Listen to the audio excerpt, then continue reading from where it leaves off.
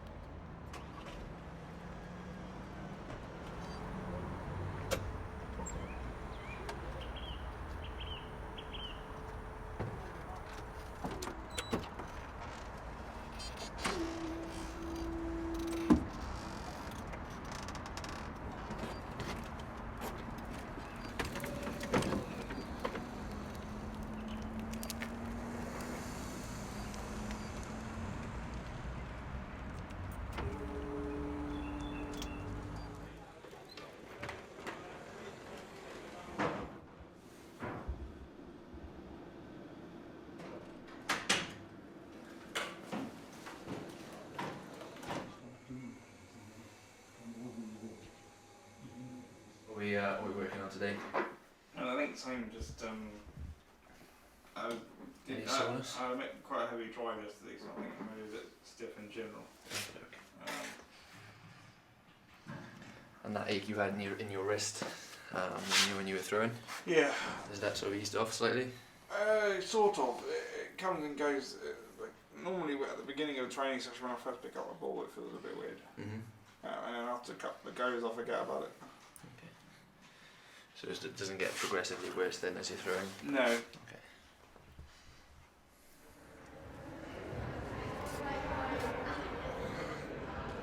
Yeah. Yeah.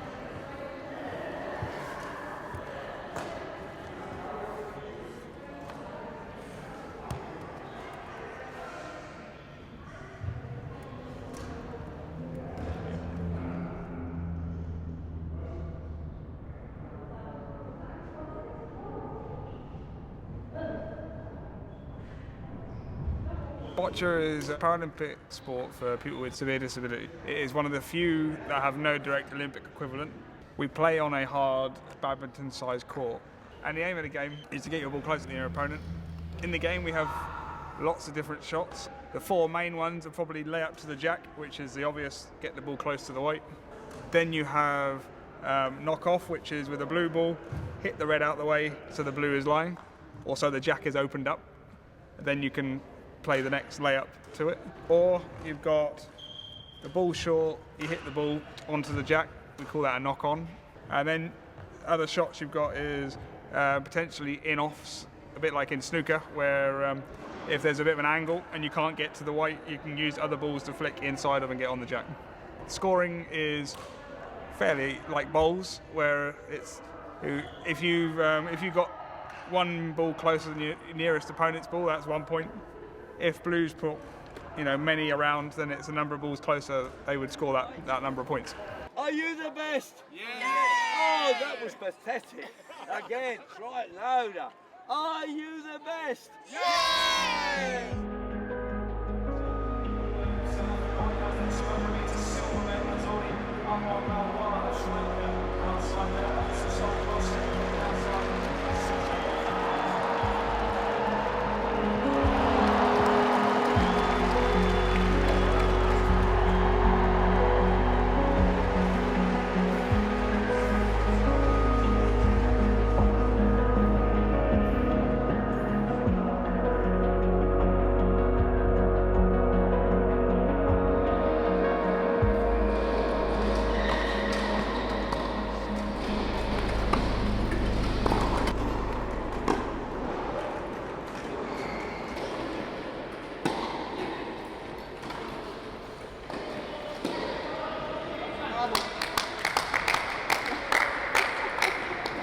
I remember struggling to hold the racket and to push the chair. That's probably the hardest thing that you have to master. But I also felt that ability to do something that there was a challenge and you could push yourself, and just because you're in a wheelchair didn't mean that you couldn't do something which is actually, it's a sport that's so social and it's open to everyone. So I could go and play with friends and family as opposed to being the person that you couldn't get involved and do that. So it kind of gave me that glimpse of, this could be all right, life could be all right in a wheelchair. That's good, we get that sorted. Yeah, I'm at, I go first. Okay, no worries.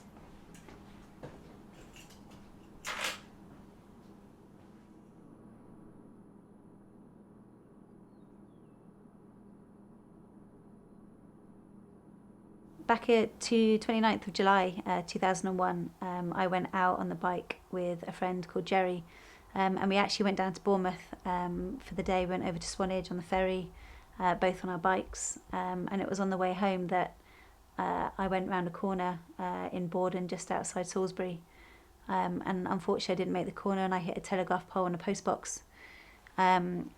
And the only memory from that day is I was lying at the side of the road saying to Jerry that I can't feel my legs.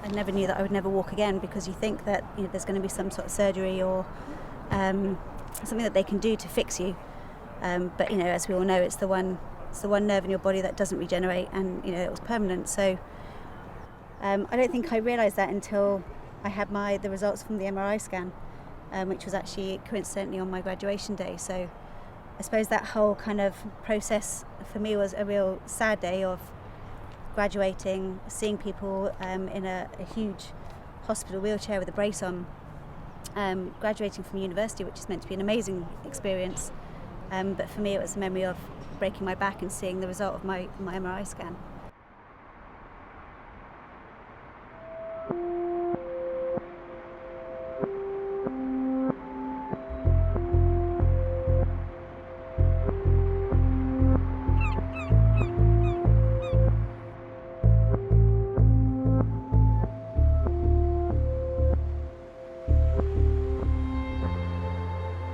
I started boccia when I was very young, probably about 6 or 7, in primary school. I just went to little competitions from my school, but didn't really play very well. I threw sideways as well because no one at the time knew how to coach me.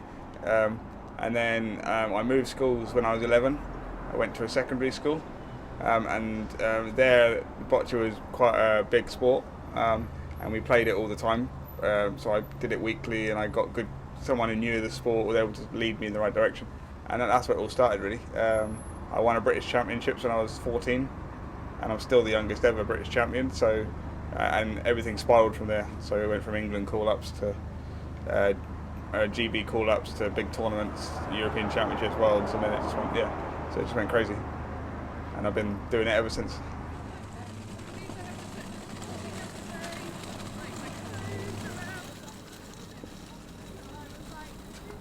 Inclusive club. And he was laughing, going, "I'm really sorry." At least you noticed. Yeah, otherwise that would have been fun. Well, James, the maintenance guy. I spent 10 months in Salisbury, having a couple of operations, just sort of learning to rehab and learning to live life in a wheelchair. And then when I was discharged, I then met Pete Norfolk, who was at the time the quad world #1 wheelchair tennis player. He has a shop selling wheelchairs, and I actually bought my first wheelchair from him, and he had a spare tennis chair. So, from talking about badminton, he said, well, try tennis, and lent me a chair to enable me to try it, and it kind of went from there.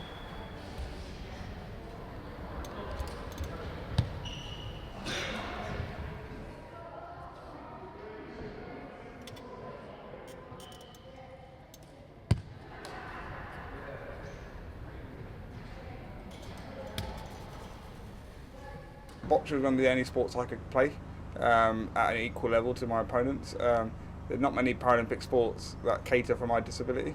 There was always a tournament, there was always the next tournament, always a bigger challenge.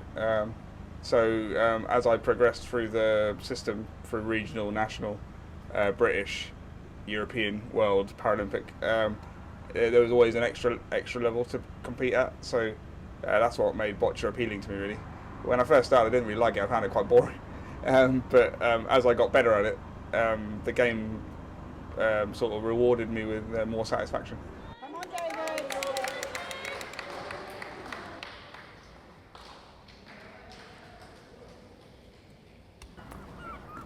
Vika was video doing this the other day. Who? Vika, Azarenka. Oh, so I didn't know her nickname. Yeah. Are you throwing it at the floor for me?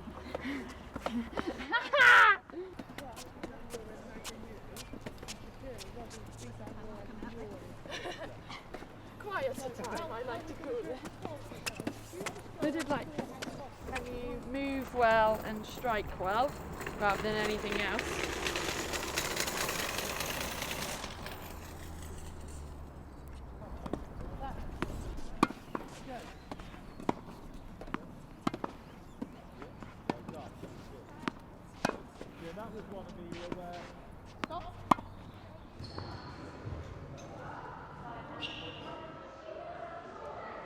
I got 5 competitions this year. Got one in Madrid in April, then I'm off to Montreal, then I've got a British Championships, then I've got a World Open in Portugal, in Pavoa, and then it's Liverpool for the World Championships.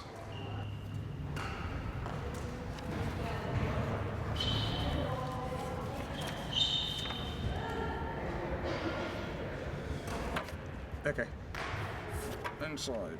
Short 4 and 8. Cool. Short 4, 8.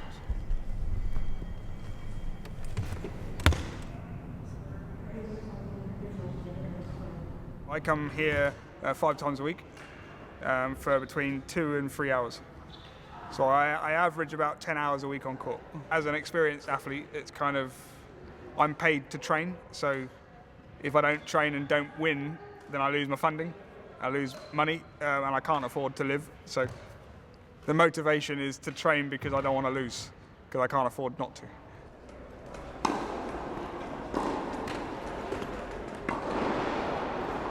We'd probably look to compete in around 20 tournaments a year. And you try and put them into blocks, so I was away for most of January, and then you come back and then you're home for a block. So I was back for about 5 or 6 weeks. So when I'm back for training, my typical week would be 5 to 6 days of training, so it'd be 2-hour sessions on court.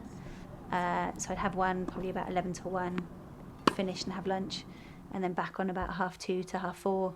And then we do like an hour in the gym or an hour on court fitness.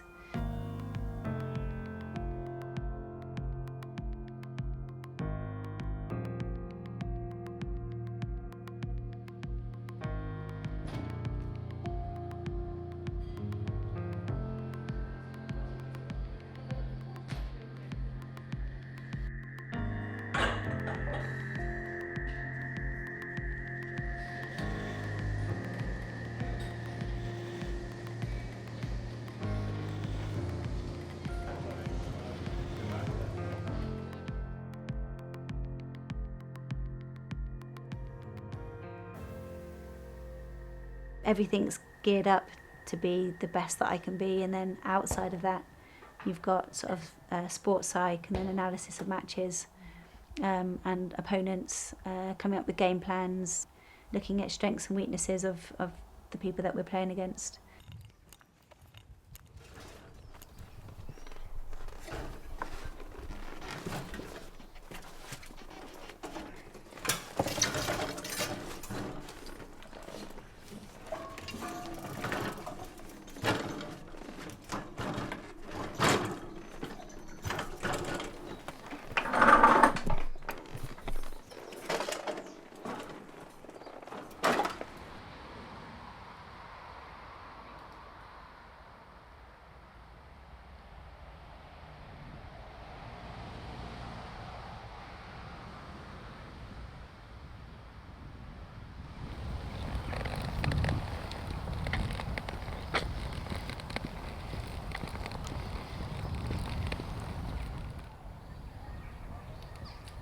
I joined the Royal Air Force when I was about 18 years old as a physical training instructor. I had the best job in the world. I was playing sport for a living, shouting at people. I got really into adventure training, so I was sailing, skiing, mountaineering, climbing, all that sort of stuff, and I was loving life. And then I had my accident.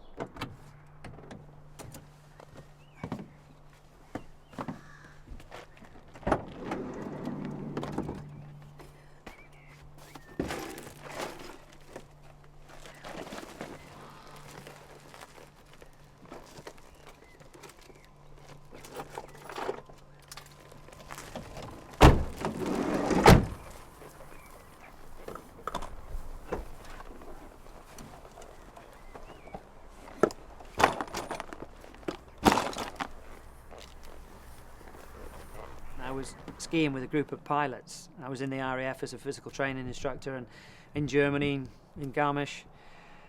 And I came over the Brava Hill, just a piste I'd skied 1,000 times, and I hit some wet snow, stopped my feet dead, threw me over the front of my skis, and I ejected early from some poor bindings, went in head first like a javelin, and my legs came through and crushed a vertebra in my back. And I remember sliding to a stop and went up onto my elbow and couldn't move my legs, couldn't feel them.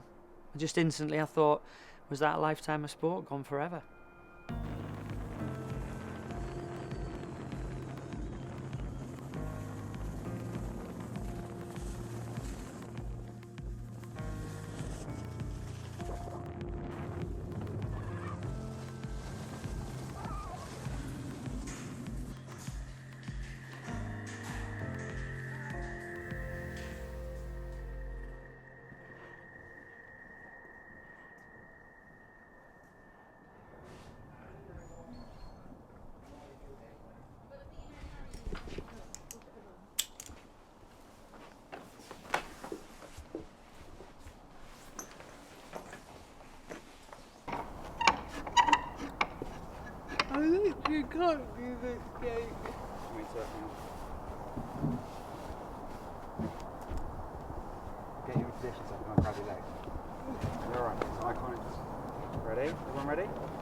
Angie, you ready?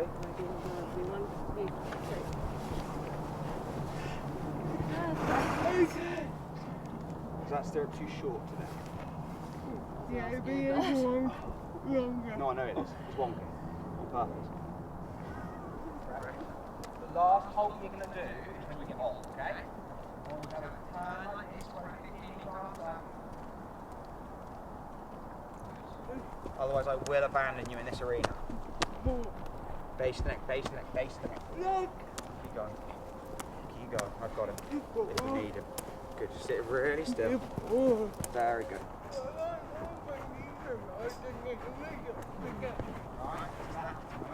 Right back there. If you can, there. You have to turn. When I was 6 years old, I started with the riding for the Disabled Association for a form of therapy. And I really loved it at that age because it was fun and I didn't feel different like I would if I were doing normal physiotherapy. So when I found that I could do dressage as a sport when I was 13, I never looked back because I've always been quite sporty and I love to compete. So that was the natural progression from therapy to sport riding. Very good. Now change the rein from K, counter flex, turn the left shoulder, turn the left shoulder, turn the left shoulder. Yes. Now right up. Everything's about positive reactions and positivity through your relationship with him, so that he just goes, I've got it. That was brave. And I've really seen the sport grow, and it's incredible to watch other riders come up with better and better horses, and you really, really need to be a great athlete in order to get the best out of these higher level horses. I'd say we're friends.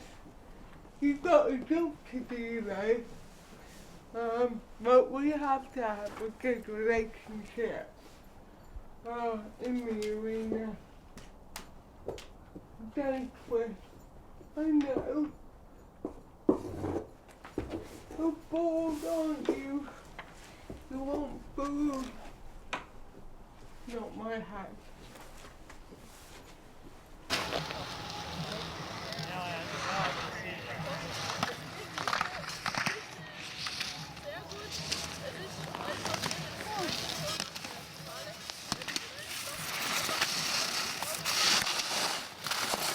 I remember when I first got into racing, I did this little local race in Winter Park in Colorado, and I was thrashed. And I didn't like that. So I moved to Canada and I trained full time, and got to a point where I started to win some local races in Canada, and then got onto the World Cup circuit. And it wasn't long before, I started to put in some reasonable top 10 finishes, and then 2006 went to my first Paralympics, and I was half a second off a medal in the downhill, 75, 80 miles an hour in Sestriere. So close, and I went, right, I'm not having that. I'm coming back, fitter, stronger, faster. And in 2010, came back and I won Britain's first ever World Cup gold medal. That was in the downhill on the same course in Sestriere, 83 miles an hour. And it was just incredible feeling. Goosebumps just thinking about it. Sat on that podium, national anthem playing. But the cherry on the top was going to be the Paralympics. So I went to Vancouver 2010 as the favourite for the speed events, and didn't quite go to plan. And 3 days before, I crashed at 70 miles an hour and I severed all the tissues in my shoulder. So 9 years of training for that moment. And I raced, and again I was so close, but maybe on a different day without that injury. But that's the joys of sport, and there's some people that make it and go on and achieve their dreams, but I just didn't quite get to that point.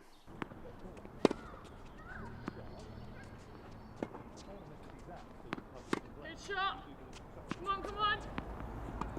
Yeah. Ooh. In training outdoors, it's more realistic to Lucy's tournament setup. Most of her tournaments are held outdoors with sun, wind, rain. So to get her, this is kind of the first session outside for us in training. So we are making sure that we're training both ends, because today there's a wind going down the court, so the wind's against her just a minute ago, and so now it'll be with her, so that just adapts her movement and is more realistic to her having to be switched on during a match.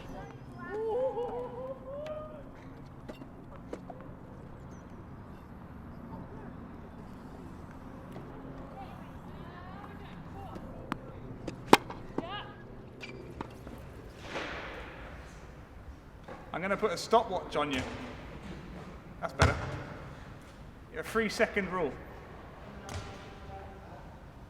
Is it that you have to wait 3 seconds before you can throw the next ball?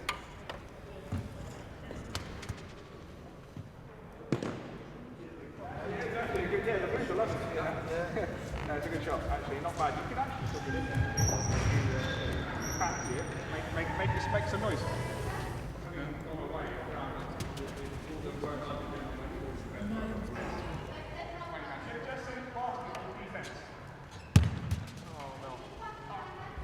Not bad defence wins, considering. No, hang on, that's Morgan, it's your blue thing.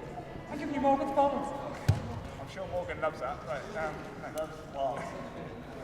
I'm now finished and I'm coaching these guys. So this is Swansea Boccia Club. We are the biggest boccia club in Wales. I founded the club probably back in 2009 with a few other people, and yeah, it's been growing gradually each year, and we've got a steady stream of regulars now who come in every week.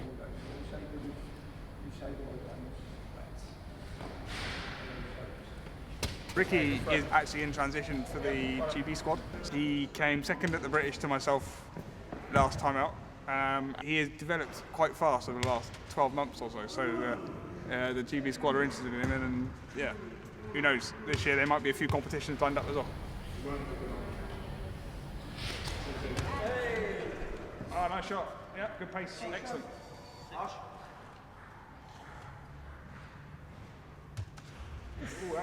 Hello, Josh. Oh, Josh. This is Killer, we like to call it. We've created a new version of our game. We call it Angry Killer, because if you play angry, you're doomed. The aim of the game is to get as close to the white as possible without touching it. If you touch it, you're out, and the furthest away is a bit like the weakest link. So if you're further away, you're out as well. And we go around until there's no one. We keep going until there's no one left, and the winner is the person that can stay in the longest.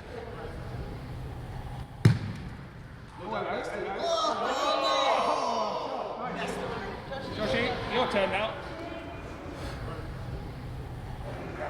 Me? Oh my God, Josh. That might not be so good. Why are you got your head in your hands for? That was a good shot. You're not, because less than we win it now, because the judge.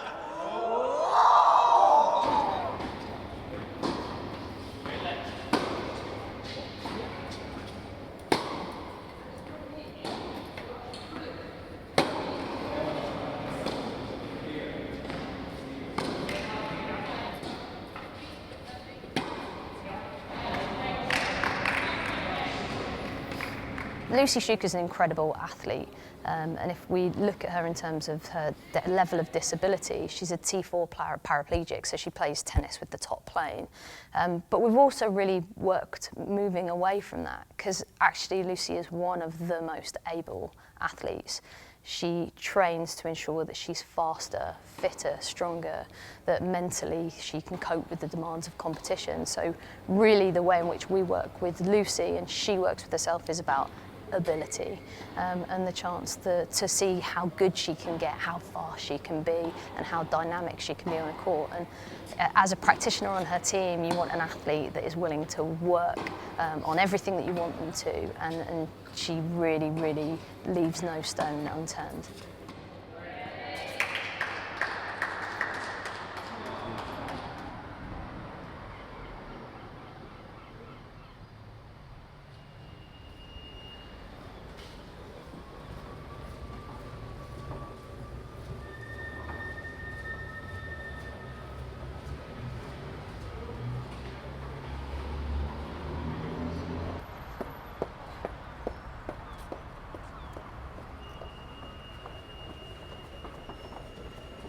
can remember each chair I had, and I remember the issues I had with them, and you know, the different bits, and you know, the changes and the improvements and all that sort of stuff.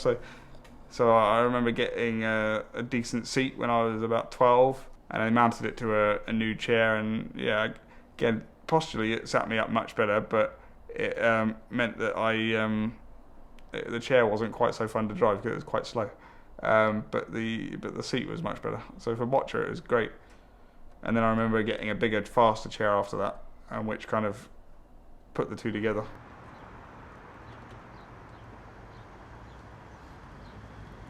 It's part of me. It's how I work. Otherwise, I'm stuck in bed all day.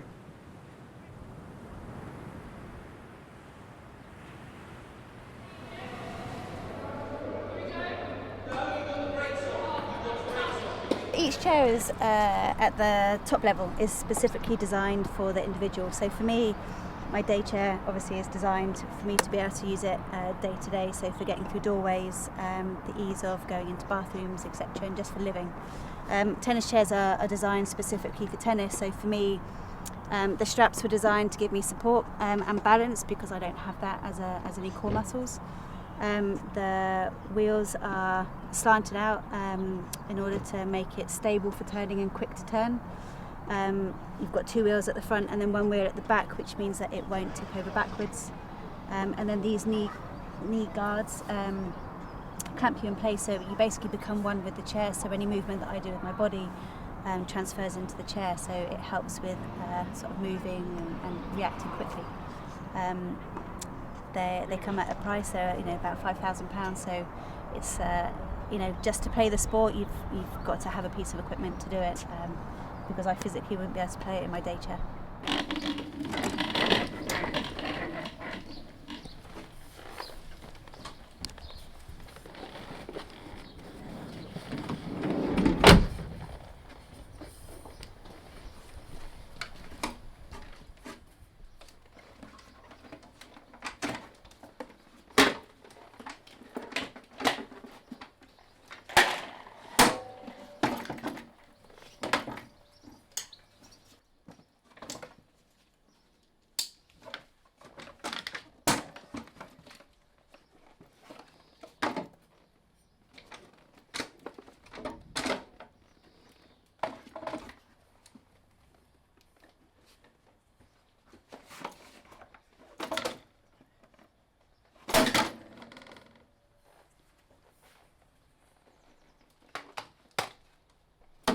So this is a Tessier sit ski. It's a great piece of equipment, and it's really simple. You have your seat, and you have all these straps that keep you in nice and tight, and chest strap as well. So any movement that you do with your body is facilitated or makes the ski do what it's supposed to do, rather than, so it's like my ski boot. Ski boot normally ankle rotation, flexion, works the ski. So underneath that I've got there somewhere to put my feet. Underneath you've got a frame, and inside the frame you've got suspension. So the suspension absorbs all the lumps, the bumps, the jumps, and then it goes down to a regular boot shaped frame system at the bottom there that connects to a regular binding. It's a high din binding, so we're not looking to save our ankles in a crash, so we don't want to prematurely come out. So ideally we crank them up as high as we can get them, and then a regular ski depending on the type of skiing that you want to do. I mean, this is a slalom race ski, but you can pretty much put anything on it.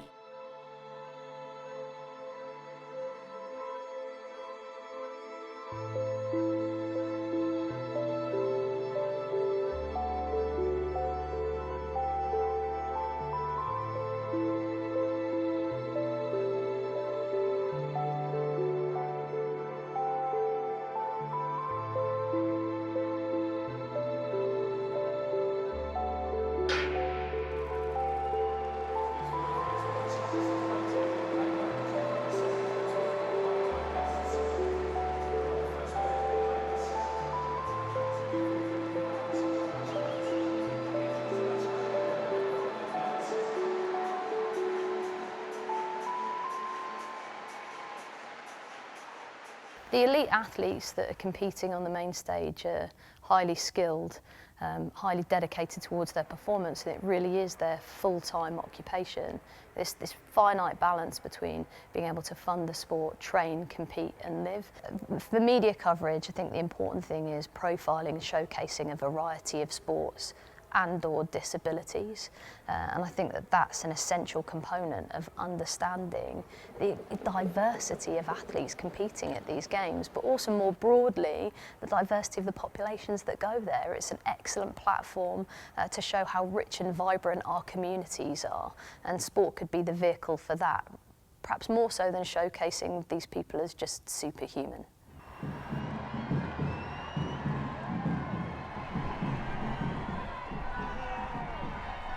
London 2012 was a game changer, that's for sure.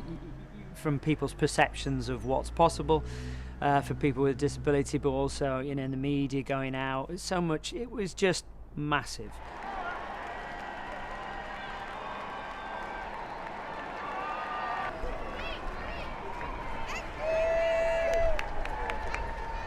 The one thing that stands Paralympians or Paralympics in general, sport to one side, is it's incredible sport, it's full time, but there's always a story to it and a backstory, and I think that's what makes it slightly different to the Olympics as well. So it captures people's imagination as well as the actual prowess in the sport. I really like coming to watch the Parathletics. I came last weekend because I feel like it's important to cheer on your country and where you've come from, or it's just supporting everyone.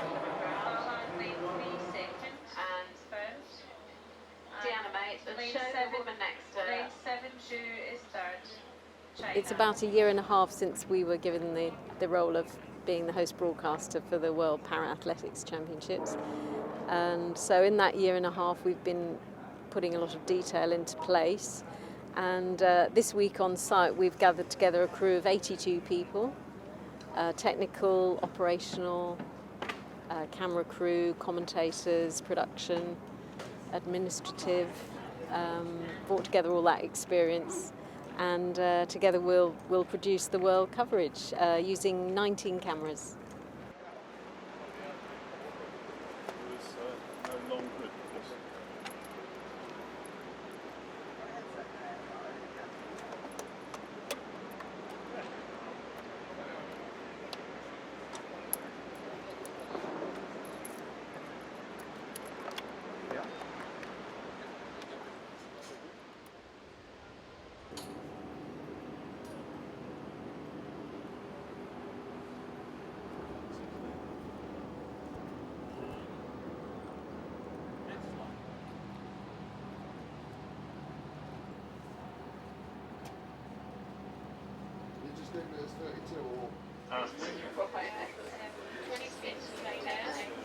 Stay with him, Joe. Stay with the Chinese man. Right. A bit more kick on celebration. Then we're looking for the 54 men's exactly. Some of the classifications in para-athletics, the starts of events are different. For example, in some of the track races, the start of the races are different. People have different requirements as to time that they can spend on the set position before they go. For example, people with cerebral palsy, they may not be able to hold the set position as much as an able-bodied athlete, for example. So there are different issues and different details that come into play. And we hope with our experience of having covered para-athletics before that we'll cover all that well.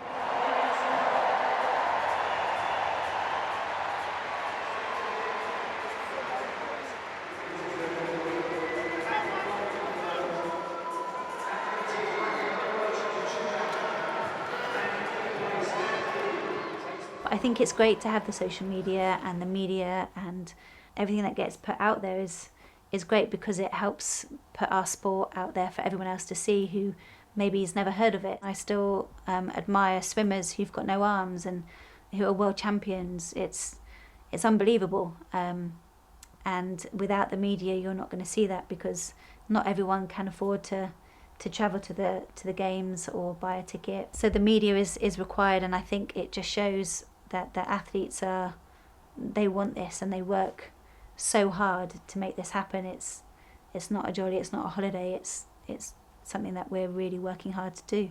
We compete every year, and yet people just see every 4 years at the Paralympic Games. And even then, for example, in Rio I won another 3 gold medals, and I think I got about 4 or 5 minutes coverage. They didn't even show the whole of my competition. So yeah, I think we've still got a long way to go, but we're getting there.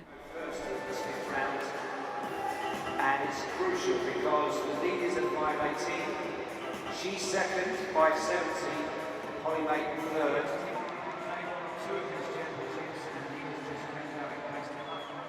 The media is a double-edged sword sometimes. We need the media out there because it sells the sport, opens it up to sponsorship, etc. But from our side of it, we're looking at performance, and when you do get that microphone thrust in your face and they ask the questions about the sport, you're really excited.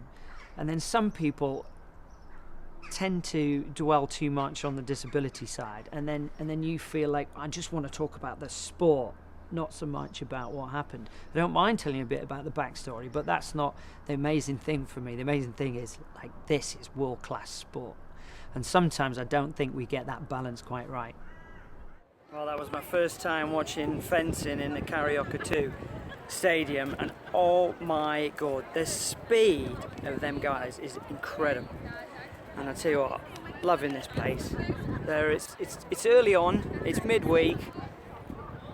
Brazilians are loving it. It's amazing.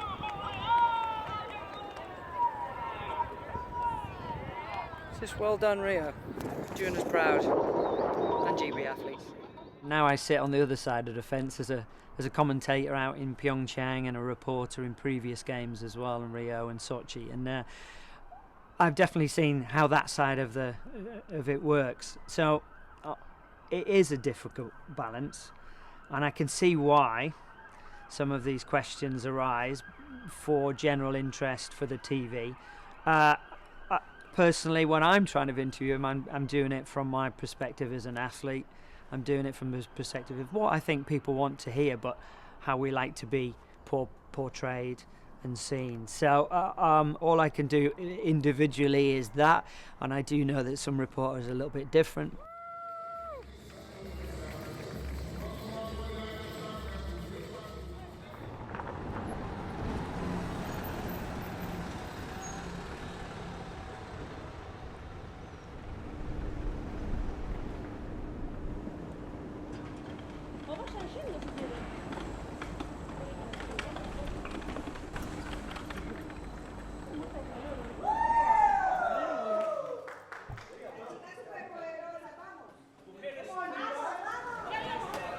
Boccia always has a slight issue with media.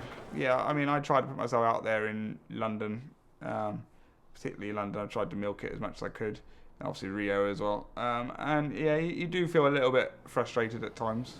Myself and another player, you know, going into this World Championships, one's a world champion, I'm European Paralympic champion, both world number 1. So we hope that the coverage is going to be good, but again, it's always been difficult. We've always struggled to get that coverage, to get the respect. But, you know, it is what it is, and we've just got to make do with it for now and hope that eventually boccia will become as respected as some of the other sports. Hopefully Liverpool will do that a little bit. That's the plan.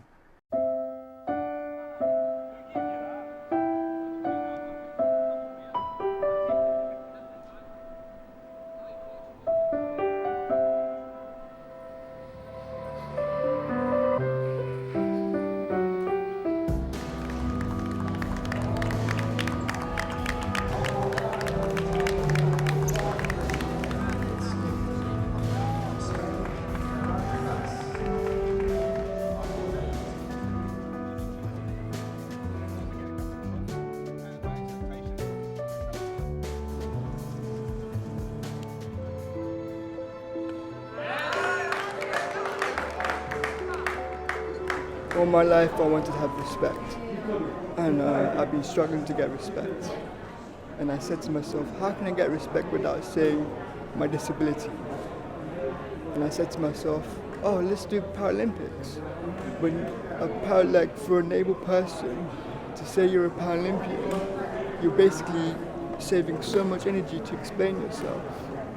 To say that, instead of that I got CP, I got a disability, you can just say I'm a Paralympian. For a person that knows nothing about sports, when you see a Paralympian, you know how much struggles and how much work we get into it.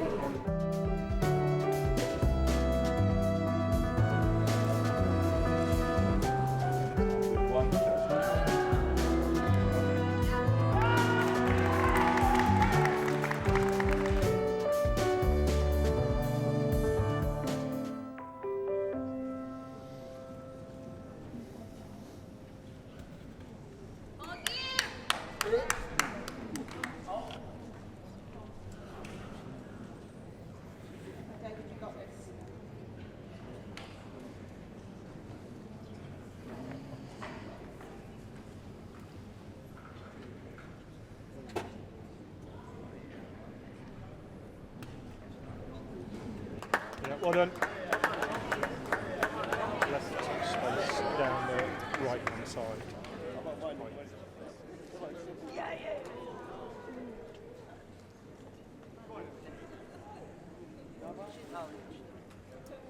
We want to get recognised. We want to be a Paralympian. We want to win the top 3 medal. We want to get all of these things and feel like we're worth something. And this is why we do our sport, to believe we're good at something. We don't do this sport for fun. We do it for fun, but we also want to think that we also, in our lives, we struggle. We struggle in our lives, and I'm not the only one that struggled. So when we get the opportunity to be good at something, we take it. And that's what I really enjoy about this. I have learned a lot of stuff before coming here today, and I want to learn more, and I want to be in that chair when I grow up. So you want to be in the chair over there? Yeah. Excellent. Okay, that's a great ambition. Great ambition. We're going to foster that, Isaac, aren't we? Yeah. And hopefully one day you'll be in that chair as you dreamed today.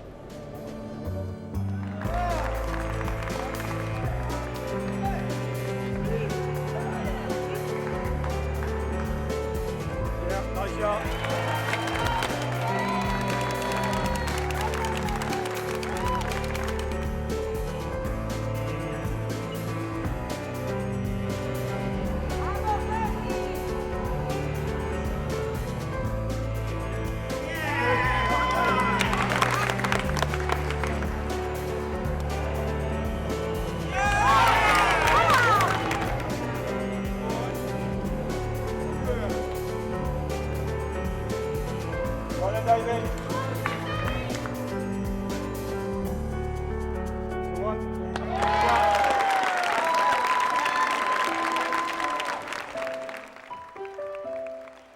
Our PR lady's done a wonderful job in getting all the PR in. We've had the BBC, which is like crazy, and so yeah, it's been awesome on the app and on iPlayer, and we've been able to watch it on live stream, and yeah, it's been really, the media stuff's been awesome.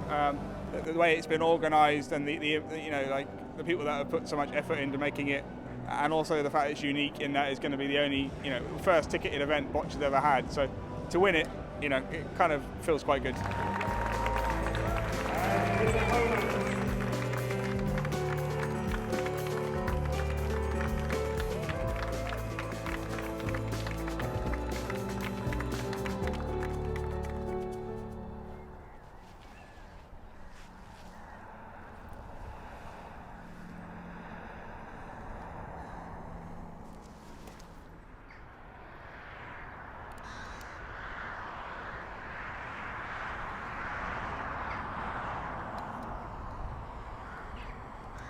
When I think of retirement, it's about the competition side, and when you're a full-time athlete, it literally is your life, and you just eat, sleep, dream it, and compete.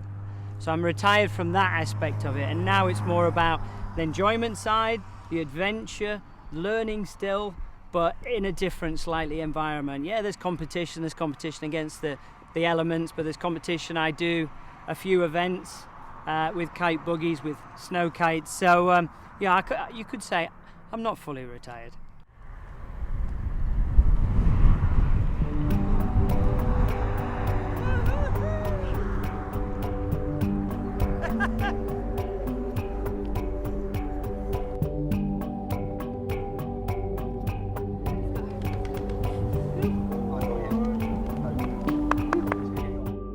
Dressage has really given me everything. You know, when I was younger, I was really self-conscious of my disability, but being in the arena in front of thousands of people, talking to film crews in a radio microphone, that really gave me the confidence that I needed to really push through and really discover who I was without my disability. And now I've got that confidence. I'm able to live an independent life working at an investment bank in London, and I don't think I would have got that far if my sport hadn't given me the confidence that I need. Start the year in Australia, we're at Roland Garros in Paris, we're at Wimbledon, and we're at New York. And one stat that I was pretty proud of was that I was the first Brit that got to compete in all 4 Grand Slams.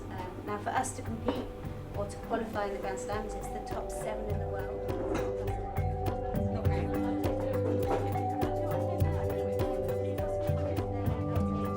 If I hadn't have had my accident, I wouldn't be travelling around the world playing a sport that I absolutely love and having had the amazing experiences at Grand Slams and at Paralympic Games. So, you know, one door closes, I can't change a light bulb, but another door or numerous doors have opened as a result.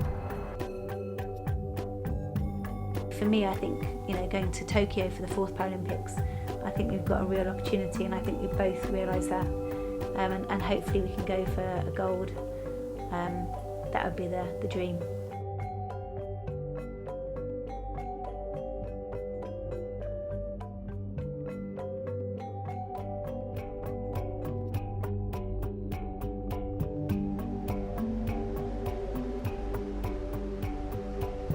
Soon now, we've got everything pretty much sorted. We've got a few things to do, but most of the main bits are sorted now, and yeah, it's all booked. We're going to get married just over there at the civic offices.